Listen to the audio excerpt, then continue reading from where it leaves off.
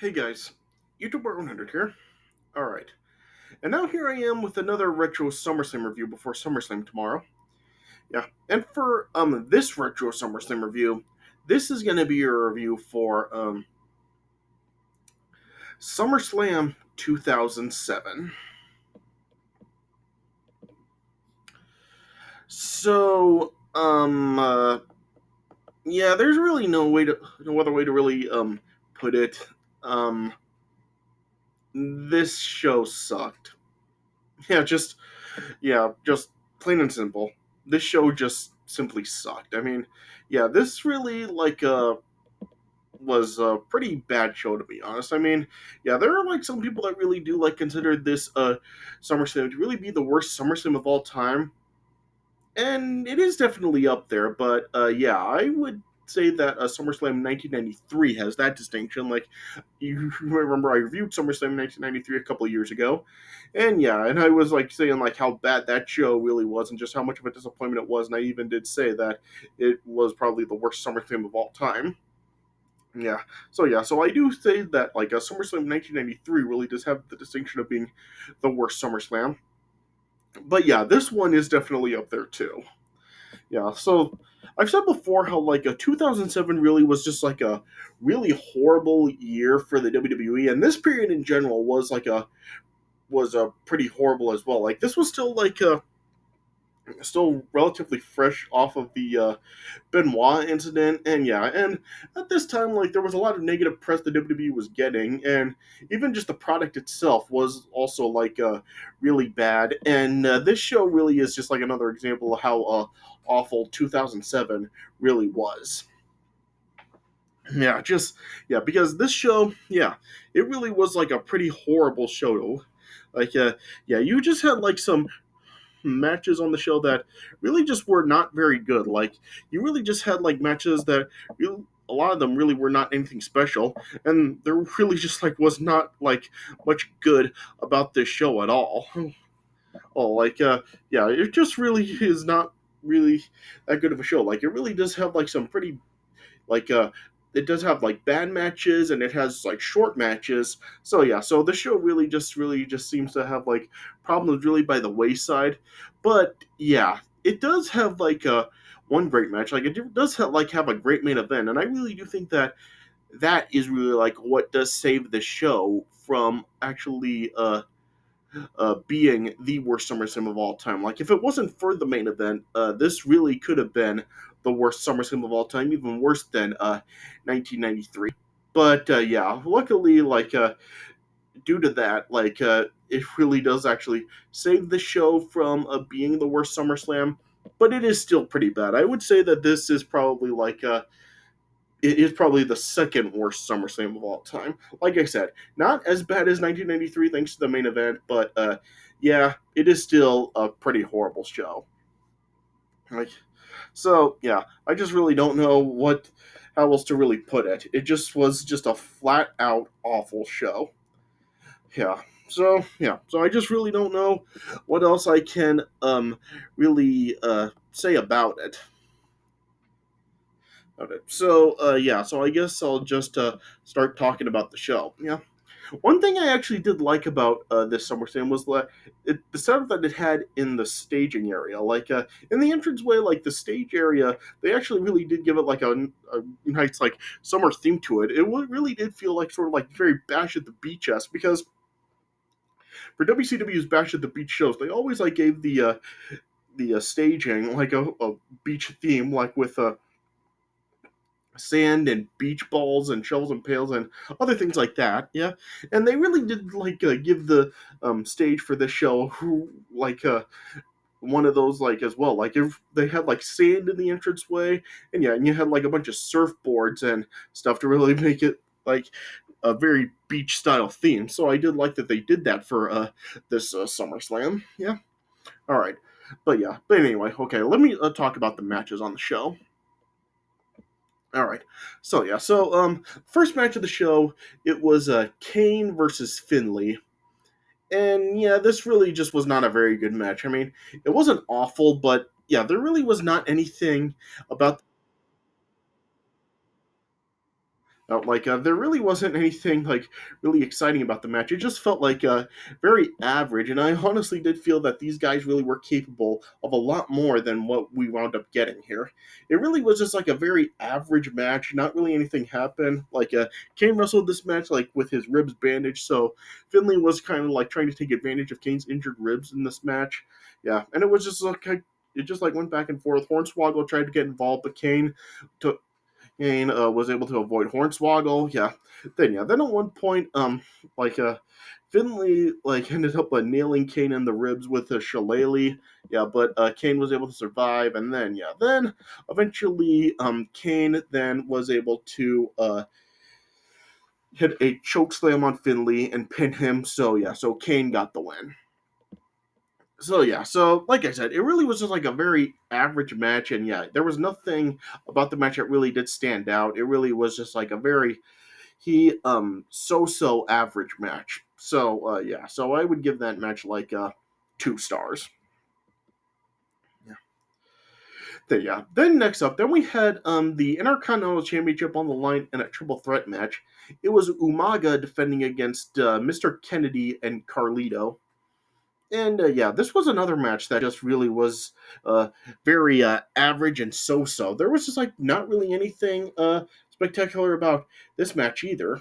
This match only lasted like 7.5 minutes, and it was just like very substandard action in this match. There was not anything memorable about the match at all. It really was just just a very substandard average match. You had Mr. Kennedy and Carlito trying to double team Umaga at several points of the match, and then Umaga was able to fight off both Mr. Kennedy and Carlito. Then it just was going back and forth between all 3 guys. Then eventually after Umaga then was able to hit a Samoan spike on Mr. Kennedy. Then he was able to pin Mr. Kennedy, and so Umaga ended up retaining the Intercontinental Championship.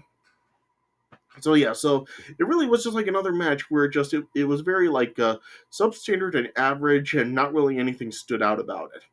So with that match, I would give that probably 2 stars as well. Then next up, then we had it was Chavo Guerrero versus Rey Mysterio. The story for this match was of course the previous year, the previous October, or Chavo Guerrero injured Rey Mysterio, and Rey Mysterio was out of action for all that time. And this was Rey Mysterio's return. And from that, and this actually was a really good match right here. These guys have had a very mixed history with their matches. They've had some good matches, but also some of their matches really were not so good. But this really was actually a really good match right here. It went back and forth between both guys. Throughout the match, Chavo Guerrero was, of course, trying to target Rey Mysterio's knee. Then at one point, Chavo Guerrero nailed Rey Mysterio with the gory bomb, but Rey Mysterio survived it. And then it just went back and forth between both guys. At one point, Rey Mysterio then hit a diving Hurricane Rana on Chavo, and Chavo survived it. And it just went back and forth. There was some counters in this match.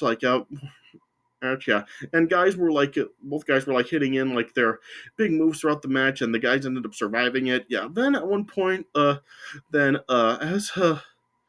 Mysterio ended up missing a crossbody on Chavo Guerrero. Then at one point, Rey Mysterio then was able to hit a 619 onto Chavo Guerrero. Then Rey Mysterio hit a springboard splash on Chavo, and then Rey Mysterio pinned him. So Rey Mysterio got the win. So this was actually a pretty good match right here. This was definitely the second best match of the show.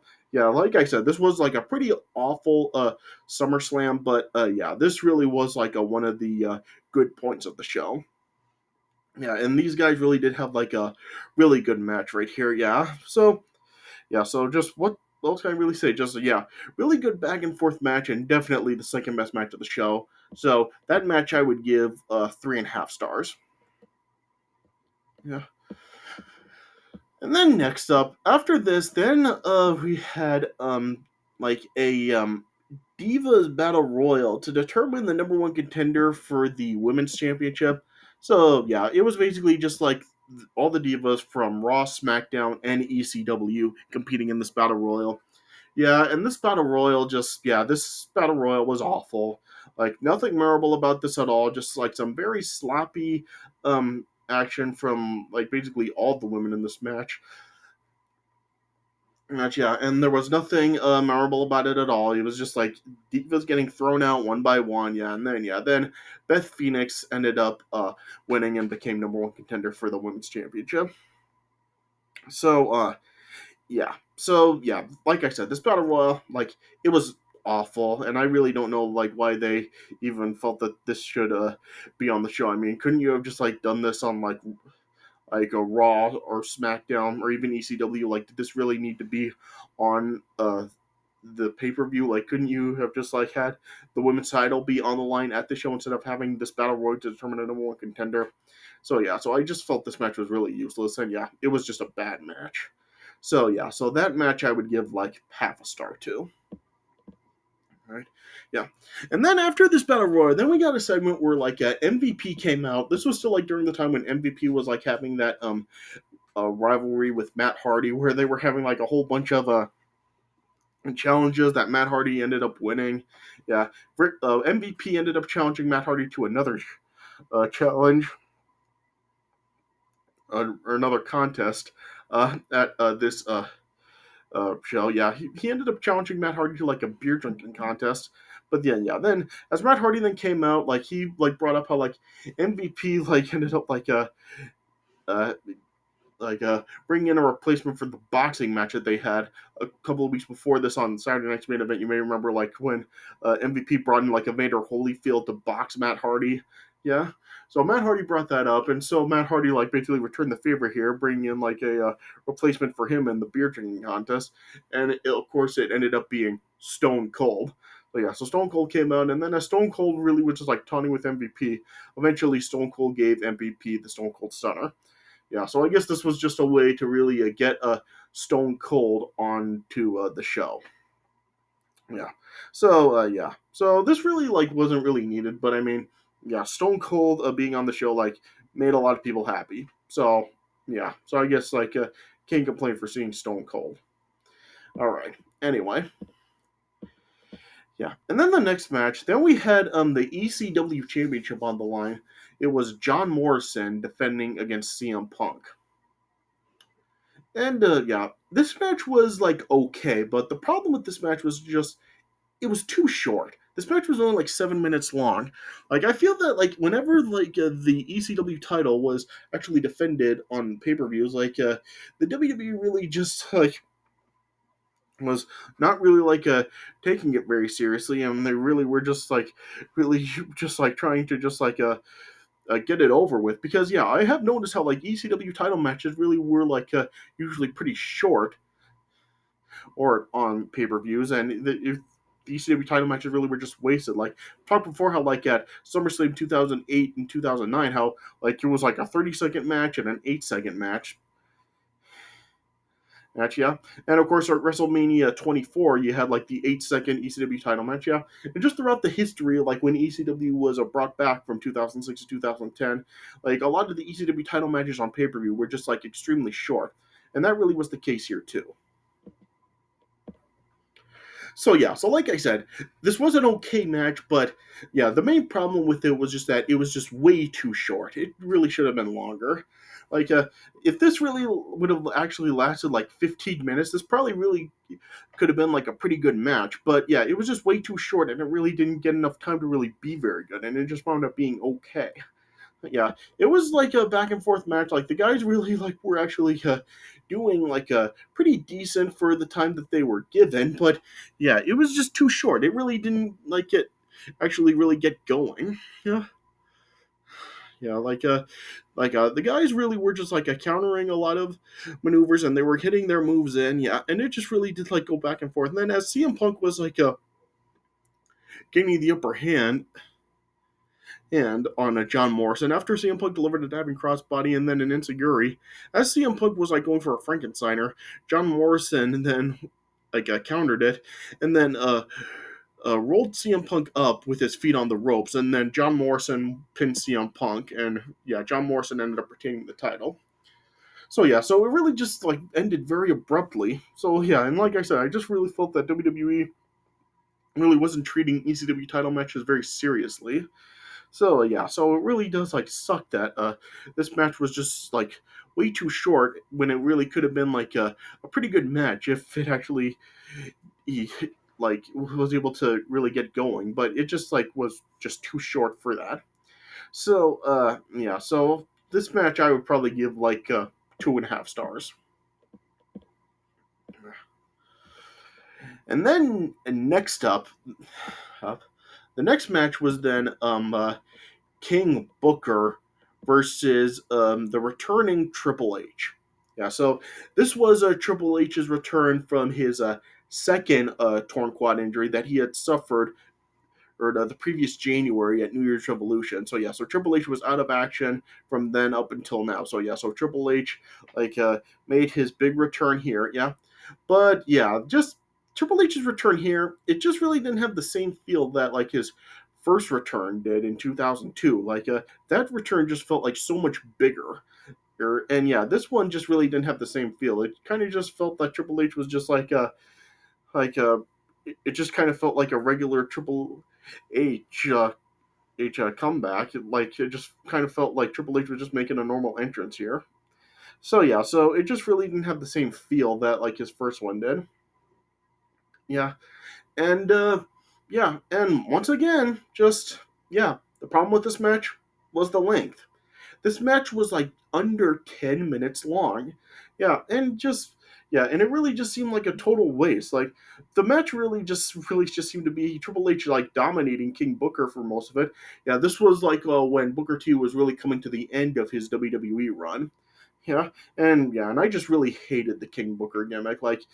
Yeah, I just absolutely hated it, and I just really just hate that it took this stupid King gimmick for Booker T to actually win a world title in the WWE. Yeah. So yeah, so this was just I hated this gimmick. Yeah. And yeah, and this match just yeah, it really wasn't even that it wasn't really good. All it really was just Triple H really just dominating for a good chunk of it. Yeah, and then King Booker then tried to uh use some cheap antics to try to gain the upper hand. At one point, as the referee was distracted, Charmel ended up cheap shotting Triple H. Yeah, then Triple King Booker ended up avoiding the pedigree a couple of times. Yeah, but then Triple H hit a spine buster on Booker T. Yeah, then as Triple H then was able to avoid the bookend from King Booker. Triple H then eventually was able to pedigree King Booker and then pin him. So yeah, so Triple H ended up getting the win in his return. Yeah.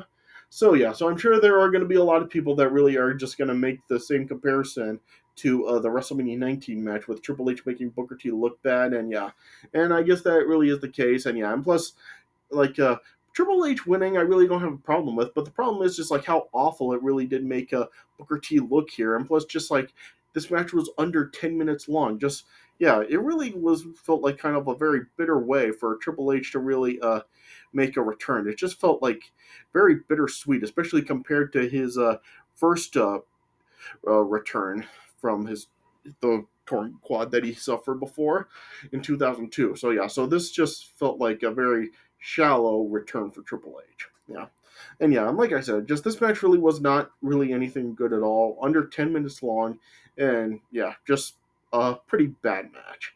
So yeah, so that match I would probably give 2 stars also. All right. Yeah. And then next up, oh man. Then up next, then we had the World Heavyweight Championship on the line with the Great Khali defending against Batista. Oh my gosh. This fucking sucked. This was just absolutely dreadful. Like, yeah, first of all, of course, it was like during the Great Khali's reign as World Heavyweight Champion, and yeah, everybody knows about that. Like, Great Khali just had an absolutely awful title reign. Like, it was one of the worst championship reigns of all time. Yeah, and this match really was just like another example of how bad the Great Khali was a champion. Just yeah, this match was just absolutely horrendous. I mean, really, this match was only like this only lasted about like 6 or 7 minutes long, and really, it was just like the Great Khali that beating Batista up for like almost the entire thing, and it was just so freaking boring. Like Great Khali just like beating Batista while he was down. Like Great Khali like tried to get in the vice grip at one point on Batista. Great Khali like just like hit like a brain chop, a big boot, multiple clotheslines, and then yeah, a whole bunch of other stuff. And it was just Khali kind of just beating down Batista for a good chunk of the match. Yeah. And yeah, then as Batista then was trying to make a comeback, eventually then as the Great Khali was actually unable to defeat Batista after Batista kicked out from one of Khali's moves. I don't know. Yeah. Ranjit Singh then brought a chair into the ring. Then the Great Khali ended up grabbing the chair and just nailed Batista with it. So yeah, so the Great Khali ended up getting disqualified. Yeah. So yeah, so just how stupid was this? Like it was already a horrible enough match, and then the champion just gets himself intentionally disqualified. Like this is just like so freaking stupid. Yeah, and this match was just absolutely awful. Like I said, this really was like one of the examples of like why the Great Khali was just such an awful champion. Yeah, and yeah, this match just absolutely freaking sucked. And yeah, this has got to be like one of the worst championship matches of all time. This just was absolutely horrendous. Yeah, just so yeah. So yeah, just don't know what else to say. Just it freaking sucked. So yeah, so I give that match a dud. Yeah, I mean, it was just absolutely awful. Do not watch this match at all. Yeah. And then we got the main event, the WWE Championship on the line with John Cena defending against Randy Orton. So yeah, so I know I have said many times before, like how the rivalry between John Cena and Randy Orton really is a very overrated rivalry, and they've had a very disappointing history with their matches. Like yeah, a lot of their matches have just been very big disappointments, and yeah, and they really their rivalry just really is just so overrated. There are some people that like say that it's the best rivalry of all time when it's not. Yeah, I've like ripped to death about like how overrated their rivalry is and the disappointing history that they've had in their matches. So they really, so I've really ripped to death about how awful, well not awful, but how disappointing their matches can be and how overrated the rivalry is. Yeah, but this match does show how they could actually have great matches, and because yeah, this really was like a pretty great match right here. Despite how overrated and disappointing their rivalry is, the 2007 iteration of their rivalry was actually pretty good. Like this, like the rivalry in 2007, it really did make you believe that they actually did hate each other because yeah, there was like the rivalry in 2007 was really made personal with stuff like John Cena attacking Randy Orton's father and Randy Orton cheap shotting John Cena trying to take him out. Even they like kind of played it off where Randy Orton was the one that like injured John Cena with the pectoral muscle injury, causing him to forfeit the championship. Yeah, so yeah, this was like when you actually really did believe that they really did hate each other. Yeah, and they did have a great rivalry in 2007. And yeah, and this was actually a pretty great match right here. Yeah, this was easily the best match these guys have had. And yeah, and this was also like before like they did have like a million matches. This was actually their first match on pay-per-view to my knowledge. And this actually was like a pretty great match right here. Like it was a really like a nice, really good, fast-paced back and forth match. Like they really did go back and forth. The crowd really mixed for this match. Like there were some people behind John Cena, some people behind Randy Orton. Yeah, and the match really did go back and forth. You had Randy Orton countering some of John Cena's moves at points in the match. Like there were like a lot of points where you would have thought that it may have ended, but it didn't. Yeah, and it really did like just go back and forth. And there was like some nice spots in the match. Like there was this one point where like John Cena was leaping at Randy Orton, trying to go for his shoulder tackle, but Randy Orton was able to move out of the way, and John Cena missed him. Yeah. Then at one point, as John Cena was on the ring apron, Randy Orton then ran into John Cena and caused John Cena to just fly off of the apron and right into the announce table. Yeah. And then as Randy Orton then was getting the upper hand for a chunk of the match, then John Cena then was making a comeback, and then as Randy Orton then got a reverse chin lock on John Cena and started targeting John Cena's leg. And John Cena then was starting to gain the advantage, and then John Cena hit a twisting belly to belly side slam in the five knuckle shuffle. Yeah, then as I said, Randy Orton countered the FU a couple of points of the match. Like at one point, John Cena Randy Orton up for the FU, and then Randy Orton was able to counter by elbowing John Cena in the head a couple of times. Then hit his inverted backbreaker onto John Cena. Yeah. Then there was another point where John Cena went for the FU, but Randy Orton then held on to the ropes to avoid it. Then Randy Orton went over the ropes and then drove John Cena's head into the ropes. Yeah. Yeah. Then at one point, as John Cena then was on the canvas, and Randy Orton was going to go for the running punt to John Cena, but John Cena was able to avoid it, and then John Cena got Randy Orton in the STFU, but eventually Randy Orton was able to get to the ropes. Then Randy Orton then hit an RKO on John Cena, and it looked like that may have been it, but John Cena survived it. Yeah. Then it was Randy Orton was setting up for another RKO on John Cena. Then John Cena then hit an FU on Randy Orton and then was able to pin him. So John Cena ended up retaining the title. Yeah.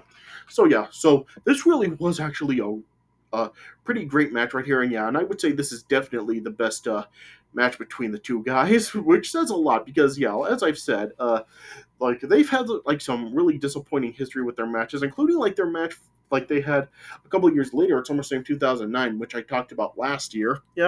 And even just a lot of the matches that they've had, such as during their rivalry in 2009, and as well as the rivalry they had in 2013, 2014. Yeah, they've had some pretty many disappointing matches. Yeah, but this really was a really great match, and this really does show how they really could have great matches. And this was really the only great one that they really did have. But 2007 rivalry between John Cena and Randy Orton was actually a pretty great rivalry, and and this was just a pretty great match. So this match I would give 4 stars. So overall with the show, I would give it a 4.5 out of 10. I mean, it really is a pretty horrible SummerSlam. Like I said, it really is just an example of how horrible the WWE was at the time.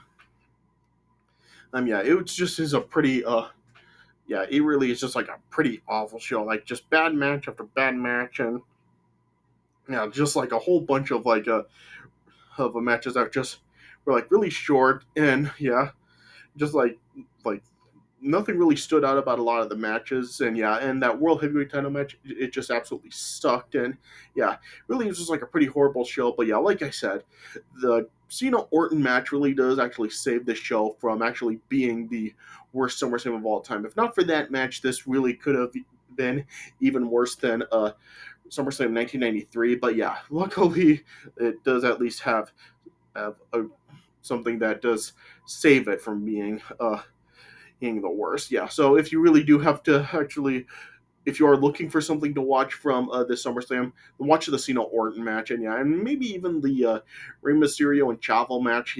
But everything else, just skip it, because it truly is a really terrible SummerSlam. Yeah, so yeah, like I said, I would probably say that this is just like right behind SummerSlam 1993 for being the worst SummerSlam of all time. So just a pretty awful show, but yeah, but a great main event. All right. So I guess this is all I really have to say about it. All right, so this is a review of SummerSlam 2007. So I hope you guys did enjoy this review. Yeah, and of course, SummerSlam is tomorrow. So yeah, so probably sometime this weekend, and whether it's tomorrow or Sunday, I'll make a video giving my thoughts on this year's SummerSlam. So yeah, so stay tuned for that coming later on this weekend. All right, but I hope you guys enjoyed this review. So thanks for watching, and I'll see you guys later.